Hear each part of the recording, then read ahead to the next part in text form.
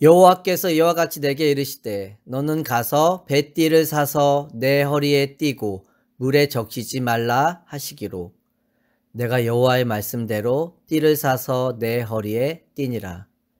여호와의 말씀이 다시 내게 임하여 이르시되 너는 사서 내 허리띠에 띈 띠를 가지고 일어나 유브라데로 가서 거기서 그것을 바위 틈에 감추라 하시기로 내가 여호와께서 내게 명령하신 대로 가서 그것을 유브라데 물가에 감추니라. 여러 날 후에 여호와께서 내게 이르시되 일어나 유브라데로 가서 내가 내게 명령하여 거기 감추게 한 띠를 가져오라 하시기로 내가 유브라데로 가서 그 감추었던 곳을 파고 띠를 가져오니 띠가 썩어서 쓸 수 없게 되었더라. 여호와의 말씀이 내게 임하니라. 이르시되 여호와께서 이와 같이 말씀하시니라. 내가 유다의 교만과 예루살렘의 큰 교만을 이같이 썩게 하리라. 이 악한 백성이 내 말 듣기를 거절하고 그 마음에 완악한 대로 행하며 다른 신들을 따라 그를 섬기며 그에게 절하니 그들이 이 띠가 쓸 수 없음 같이 되리라. 여호와의 말씀이니라. 띠가 사람의 허리에 속함 같이 내가 이스라엘 온 집과 유다 온 집으로 내게 속하게 하여 그들로 내 백성이 되게 하며 내 이름과 명예와 영광이 되게 하려 하였으나 그들이 듣지 아니하였느니라. 그러므로 너는 이 말로 그들에게 이르기를 이스라엘의 하나님 여호와의 말씀에 모든 가죽 부대가 포도주로 차리라 하셨다 하라.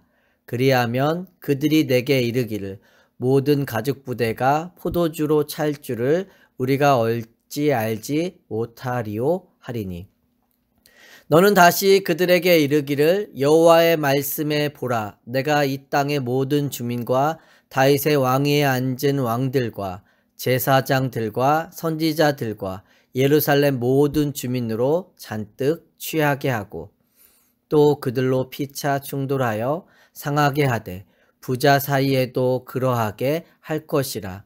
내가 그들을 불쌍히 여기지 아니하며 사랑하지 아니하며 아끼지 아니하고 멸하리라 하셨다 하라. 여호와의 말씀이니라. 아멘.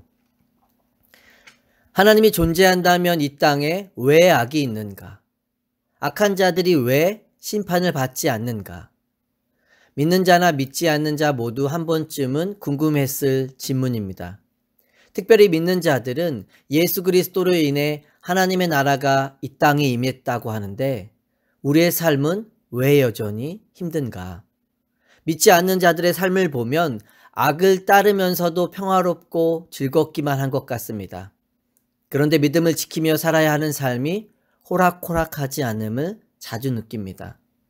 고통과 문제를 통해 함께 하신 하나님을 만나고 경험하기도 하지만 하나님의 뜻을 알 수 없어 삶의 난제로 남아있기도 합니다. 그러나 우리가 어떤 상황과 환경 속에서도 늘 기억해야 할 것이 있습니다. 그것은 하나님은 항상 옳다라는 것입니다.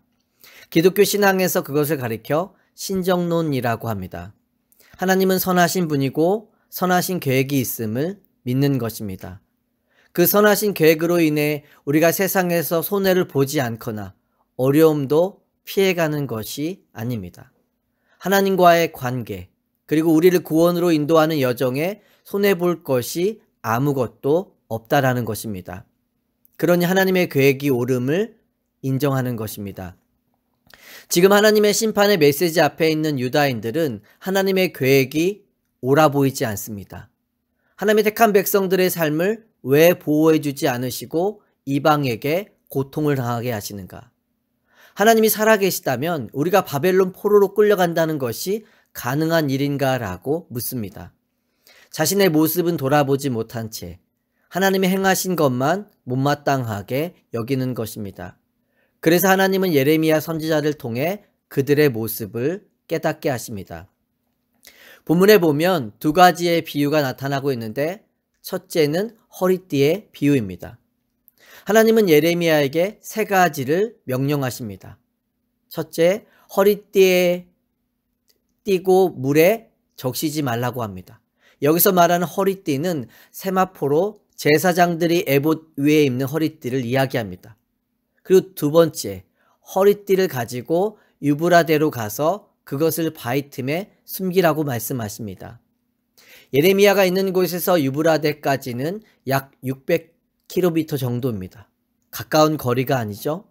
처음 명령을 받았을 때 그리고 가는 그 여정 가운데 왜 그곳에 가서 허리띠를 숨겨야 하는지 말씀해 주지 않았기에 이해가 되지 않습니다. 우리의 상식으로는 쉽게 납득하기 어려운 요구입니다.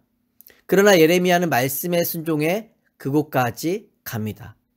그가 바벨론 포로라는 심판의 메시지를 전하는 것을 통해 알 수 있었듯이 예레미야가 얼마나 하나님의 말씀에 순종하는 자임을 잘 알 수 있는 대목입니다. 세 번째, 여러 날이 지난 후에 유브라데로 다시 가서 전에 묻어두었던 띠를 찾아오라고 말씀하십니다. 예레미야는 또 말씀에 순종하여 가죠. 가보니 띠가 다 썩어서 쓸 수 없게 되었다라고 이야기합니다. 하나님의 시작과 과정은 알 수 없으나 모든 말씀에 순종하여 나아가자 그것에 대한 하나님의 말씀이 임하게 됩니다. 9절 말씀입니다. 여호와께서 이와 같이 말씀하시니라. 내가 유다의 교만과 예루살렘의 큰 교만을 이같이 썩게 하리라. 유다의 백성들이 내 말 듣기를 거부하고 내가 아닌 다른 신들을 우상으로 섬겼다. 내가 너희를 나의 허리띠, 나의 백성이 되게 하였다. 너희가 왕같은 족속이며 제사장 나라로 삼았다. 그런데 너희는 교만했고 나를 떠났다. 그래서 내가 예루살렘을 이 허리띠와 같이 썩게 할 것이다. 내가 너희의 악함 그대로 내버려 두고 보고만 있는 것이 아니라 너희를 멸망시키겠다라고 말씀하십니다. 예레미야 입장에서 보면 그 말씀을 하실 것이면 그냥 해주시지. 그 말씀을 위해 이해할 수 없는 과정을 오고 가야 했던 마음의 답답함이 느껴질 수 있습니다. 그런데 사실 예레미야와 우리가 하나님의 계획에 답답함을 느낀다고 한들 우리를 향한 하나님의 마음보다 더 답답함을 느낄 수 있을까요? 그 백성들이 얼마나 깨닫지 못하고 말을 듣지 않았으면 그렇게까지 하셨을까요? 오랜 시간 동안 계속해서 선지자를 통해 동일한 메시지를 주셨지만 깨닫지 못하는 자들에게 행위를 통한 하나님의 답답한 마음이 전달된 것입니다. 호세아서야 보면 하나님은 호세아 선지자에게 음란한 여인을 아내로 취하라고 명령하십니다. 그녀를 아내로 데려왔지만 얼마 지나지 않아 다시 다른 남자에게로 떠나게 되죠. 하나님은 또다시 그녀를 찾아가서 데려오라고 말씀하십니다. 선지자가 하나님의 말씀을 전할 뿐만이 아니라 그것을 삶으로 살아내며 하나님이 이스라엘을 얼마나 사랑하시는지를 보여주시는 것입니다. 이스라엘은 음란함으로 하나님을 떠났지만 이스라엘을 향한 하나님의 마음은 변하지 않았음을 깨닫게 하신 것입니다. 11절에 보시면 여호와의 말씀이니라. 띠가 사람의 허리에 속함 같이 내가 이스라엘 온 집과 유다 온 집으로 내게 속하게 하여 그들로 내 백성이 되게 하며 내 이름과 명예와 영광이 되게 하려 하였으나 그들이 듣지 아니하였느니라. 너희가 내게 어떤 존재인지를 너희는 잊고 있다. 내가 너희에게 내 이름과 영광과 특권을 주었지만 너희는 그 고귀한 것들을 우상의 것과 바꾸었다. 내가 계속해서 보여주었고 이야기했지만 너희들은 듣지 않았다라고 말씀하십니다. 유다가 하나님께 속한 소중한 존재였지만 바벨론과 같이 썩은 띠를 의지하는 나라가 되었음을 깨닫게 해주신 것입니다. 유다 입장에서는 하나님이 우리를 사랑하신다면 왜 바벨론 포로로 끌려가게 하시는 것인가 라고 물을 수 있죠.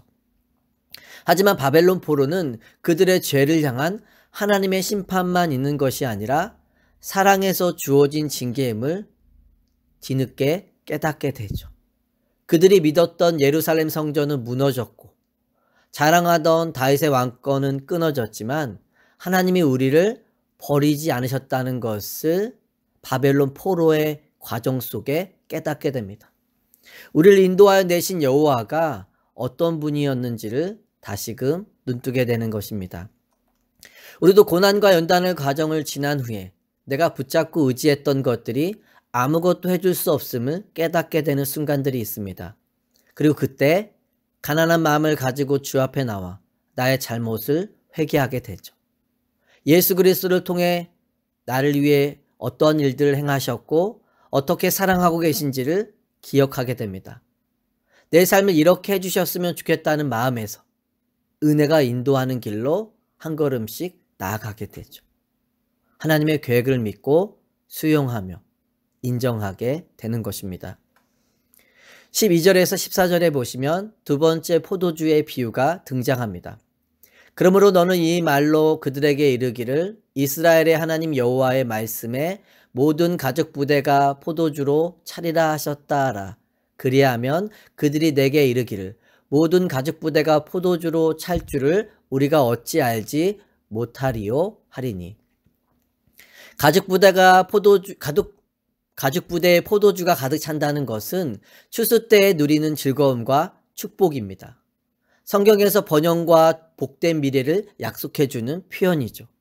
하나님께서 내가 너희의 포도주가 너희 가죽 부대에 차게 할 것을 말씀하시자 이것에 대한 그들의 반응이 나옵니다. 우리가 하나님의 백성인데 그것은 당연한 일이 아닙니까?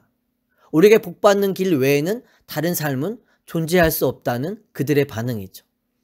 그래서 깨닫지 못하는 그들을 향해 하나님의 말씀을 듣지 않는 너희들의 완악함으로 자멸하게 될 것을 말씀하십니다. 너희가 당연하다고 여기는 그 당연한 것들을 누리는 축복이 저주와 심판으로 바뀔 것이다. 그리고 하나님의 말씀을 따르지 않고 분별력을 잃어버린 삶의 결과가 어떻게 나타나는지를 이야기합니다.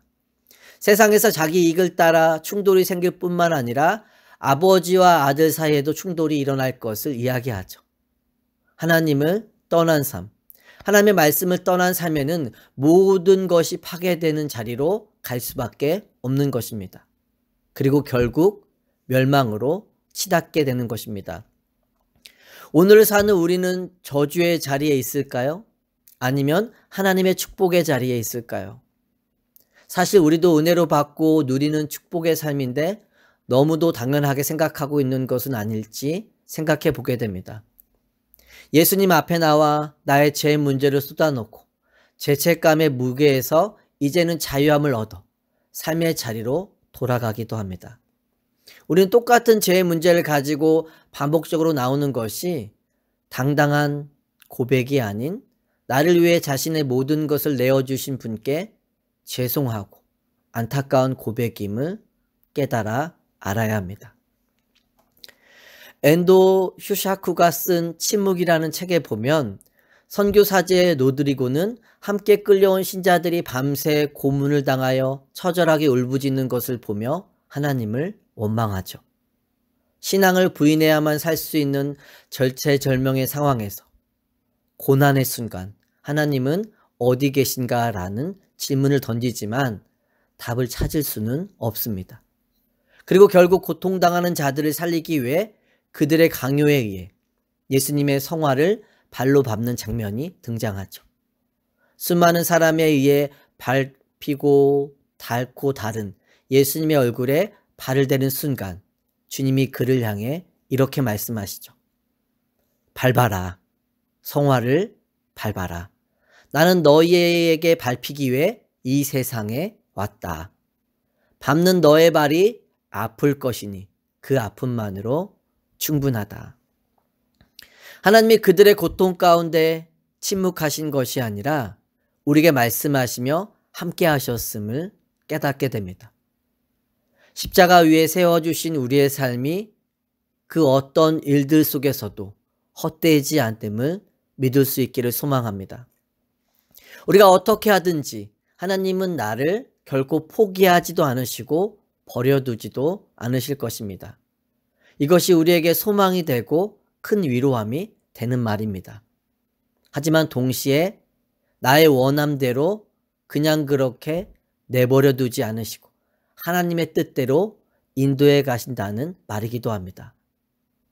하나님 안에서 말씀을 따라가는 것이 믿는 자에게 주어진 가장 큰 특권과 축복이며 동시에 책임이라는 것을 기억할 수 있는 삶이 되기를 예수 그리스도의 이름으로 축원합니다.